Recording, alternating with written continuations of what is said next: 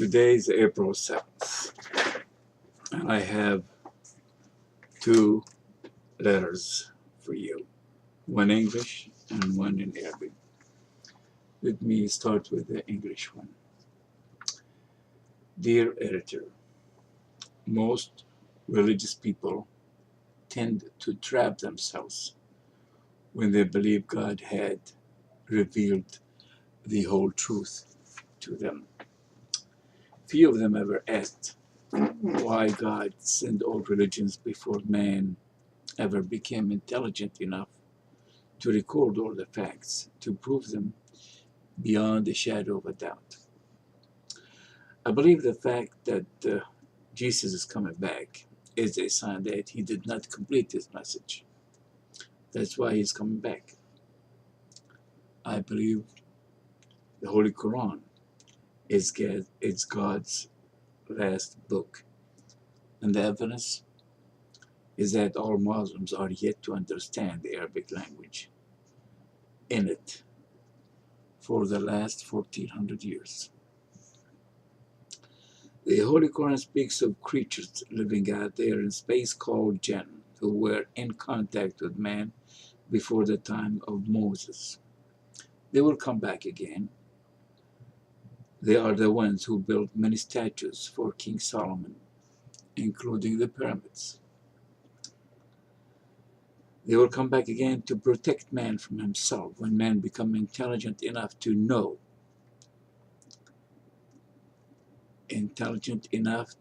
how to trust them without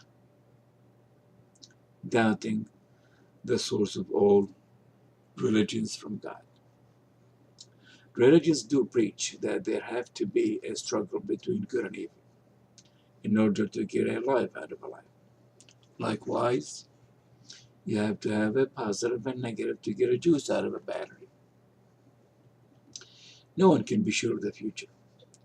All God's predictions were cooked in someone's mind with the help of the devil, who had been a master chef all along. All religions believe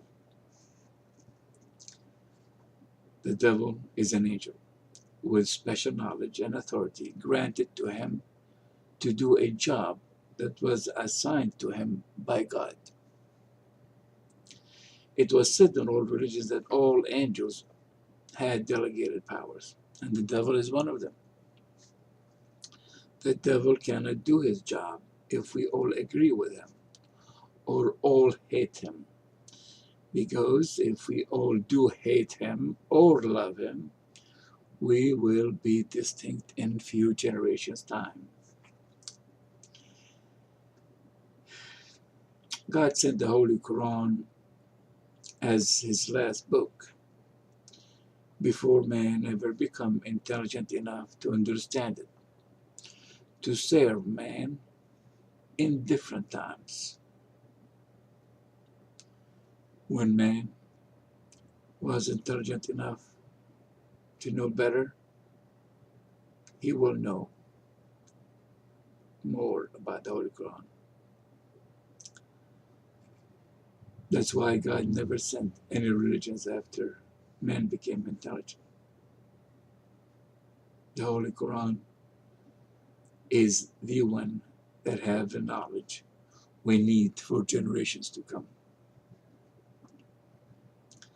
To prove that God's predictions are different than man's predictions in all religions, God put his predictions in the Holy Quran in a puzzle-like language to be understood and proven to the whole world by a man called by Muslims Al-Mahdi.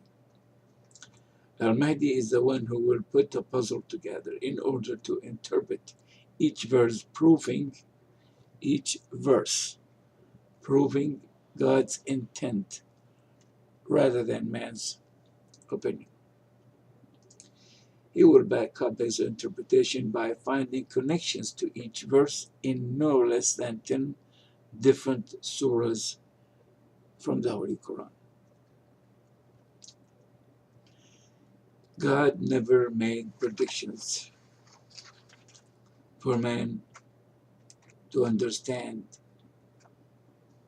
that easy, so as not to leave man lazy, waiting for things to happen by an act of God. It is not a democracy if man is to be left like a robot. Man was created in God's image. If he does not move, he's a dead cell in God's body. And if we all become robots, we will be cells in a lazy God. Two facts in the field of predictions in religions we may agree with. The first one proving that the Ten Commandments were sent to Moses directly from God to know that the devil has no hand in sending the Ten Commandments. And the other fact is proving that the devil had no hand in sending the Holy Quran. The only way to know that the devil has no hand in sending the Holy Quran is to prove all Muslims, and I mean all Muslims, never understood what was in the Holy Quran for the last 1400 years.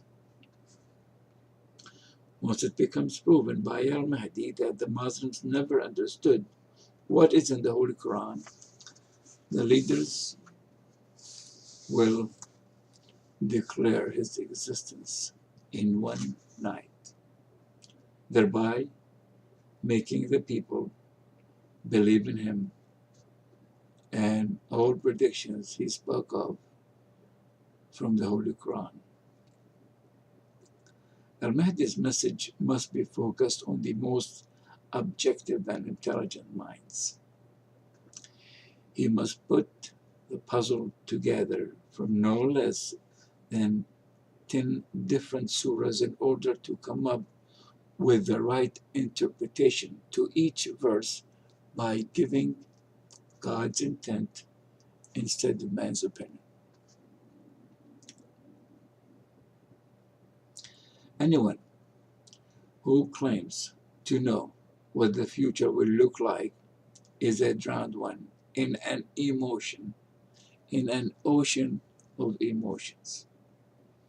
Anyone who can dive deep enough to remain under the mercy of waves no one can see will not see what the future look like. Only those who are above water can see better. But those who are insecure will always believe in any prediction from anyone as if it is coming from a savior. The prediction of the end of the world by religious leaders only means that all knowledge in all religions will die and for a new one to be born again. Some people do have visions they have no control over, nor do they know who ultimately in control of their visions. That's why they could never know the exact specifics of anything. They tend to condense the events and times, thinking they got it right by exaggerating and blowing their visions out of proportions. They may think their visions from God when they actually have their visions from the devil, who is one of God's angels. And thank you. Now for the Arabic one. Bismillah ar-Rahman ar-Rahim. إلى كل من يهمه الأمر. تسن القوانين لخدمة الأجيال عبر الزمان. كلما ابتعدت الأجيال عبر الزمان كلما أخذت الشريعة تبدو وكأنها قوانين ظالمة لأجيال قادمة. وكلما فرح الإنسان بما يملك من ملاذات الحياة كلما شعر بالسعادة والاستقرار. وهذا ما كان تعدد الأديان والرسل يعالجه عبر الزمان، بحيث يستمر التوازن في المعادلة بين الذكاء الإنساني ووجوده يسير مع الزمان.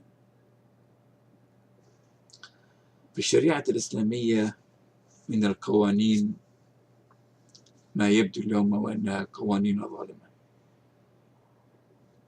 منها قانون الوراثة بين الذكر والأنثى والزواج لأكثر من واحدة، ثم قول واضربوهن وهجروهن في المضاجع، وكذلك قول فاجلدوهن 100 جلدة، وقول إما يبلغن عندك الكبر أحدهما أو كلاهما فلا تقل لهما أف ولا تنهرهما وقل لهما قولا كريما، وما إلى ذلك من أقوال كثيرة.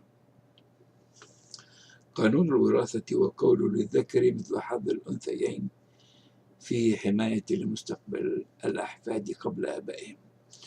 إنه قانون يدعو لتوفير السلطة في الأسرة وحمايتها من الشلل في عصور الجهالة، عصور قد تستدعي بقاء حق النقد بيد القوي عندما تدعو الحاجة لحماية الأسرة، وبالتالي حماية الوجود الإنساني. في منح الحق من الوراثة للأخ ضعف ما ترثه أخته، ما يدعو إلى الدعوة للالتزام بالتوازن الاجتماعي بين العائلات حتى يرث الأحفاد من أجدادهم نسبا متعادلة من والديهم. جاء قول الرجال قوامون على النساء وليس الأزواج قوامون على زوجاتهم لحماية الأطفال، بحيث لا يحرموا في أي حال من الأحوال من رجال تحميهم من عائلة الوالد أو الوالدة في حالة كان هناك تقصير من الوالد وعائلته. وهكذا تضمن الشريعة الإسلامية للأطفال حمايتهم أو من يحميهم ويرفع مستقبلهم. الزواج لأكثر من زوجة واحدة كتب الشريعة الإسلامية بلغة أقنعت الشعوب في عصور الجهالة أنها حق لها الزواج لأكثر من واحدة، بينما كانت الآية في القرآن الكريم تقول وإن خفتم أن لا تقسطوا في اليتامى فمثنى وثلاث ورباع. وهذا يعني الزواج لأكثر من واحدة لحماية الأطفال ومستقبلهم ومستقبل اليتامى. لم يعلم المسلمين عبر السنين بوجود أي علاقة بين آية جاعل من الملائكة رسلا أولي أجنحة مثنى وثلاث ورباع وآية إن خفتم أن لا تقسطوا في اليتامى فمثنى وثلاث ورباع. أما قول واضربوهن واهجروهن في المضاجع فهو طلب جاء فيه رحمة للمرأة القاصر التي يمكن أن تكون وقد عاشت حياتها في صراع بين الخوف والحيرة، ثم شاء لها الزمان أن تتزوج، مما يفرض عليها الماضي حياة الجهالة والغباء. وهنا تصبح الحاجة لحمايتها من ماضيها أمر واقع يجب فرضه، فإما الاستقامة الكاملة وإما الضياع الفاشل. بعدها أصبحت زوجة بأطفال. أما زواج المتعة في الشريعة الإسلامية فما هو إلا اتفاقية تجارية بدعم من الشريعة الإسلامية، اعتمادا على ما فيها من بنود واتفاقات بين الطرفين، طالما أن لا هناك أي وجود للأطفال بينهم. يقول سبحانه وتعالى: وإما يبلغن عندك الكبر أحدهما أو كلاهما فلا تقل لهما أف ولا تنهرهما وقل لهما قولا كريما واخفض لهما جناح الذل من الرحمة وقل ربي ارحمهما كما ربياني صغيرا. صدق الله العظيم. يوضح الله في هذه الآية أنه لم يمنح الوالدين الحق المطلق دون أي شروط وقيود. إن قول إما يبلغن عندك الكبر هو قول جاء يحث الوالدين على الالتزام بما يتناسب مع حاجة أبنائهم وزوجاتهم بعد نضوجهم في قيم وأخلاق أو عادات وتقاليد مختلفة. يقول سبحانه وتعالى في سورة النحل آية 118: وعلى الذين هادوا حرمنا ما قصصنا عليك من قبل وما ظلمناهم ولكن كانوا أنفسهم يظلمون. أما في سورة القصص آية 85 فيقول سبحانه وتعالى: إن الذي فرض عليك القرآن لرادك إلى معاد أو ميعاد قل ربي أعلم من جاء بالهدى ومن هو في ضلال مبين ما كنت ترجو أن يلقى إليك الكتاب إلا رحمة من ربك فلا تكونن ظهيرا للكافرين. يقول سبحانه وتعالى في سورة النجم 33: أفرأيت الذي تولى وأعطى قليلا وأكدى أعنده علم الغيب فهو يرى. صدق الله العظيم. كم مضت أيام وأنا أنتظر يوم الخروج بعد إذا أعطيت قليلا من علم الغيب وأكدت عليه ولم أكن أرجو أن يلقى علي القرآن الكريم ولو أن فيه رحمة للكافرين. والسلام عليكم.